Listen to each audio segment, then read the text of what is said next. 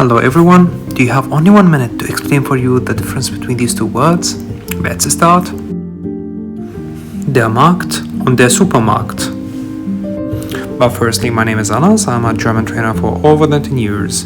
In today's video, I'm just gonna explain to you how to use the correct preposition with these two words. We start with the first word, der Markt.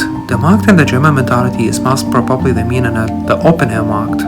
So, der Markt, it's the open-air market. For example, the night market in Austria. With the word markt, as you see, we can use only one of these two prepositions, either auf or zu. I'll start with zu. Zu is easy to use. Why? Because we use it with dativ forever. We're not going to be changed. But with auf, as you know, auf is a Zwischenproposition, which means it's a shared preposition. Sometimes it's going to be akkusativ or dativ. The secret behind it that once we use it with a movement from a place to another place is going to be accusative, as you see.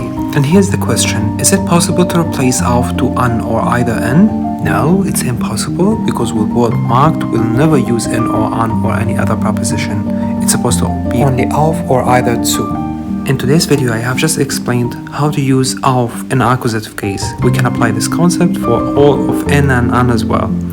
Watch the next video to know how to use them in dative case. And if you have any question about it, type it in the comment or contact me.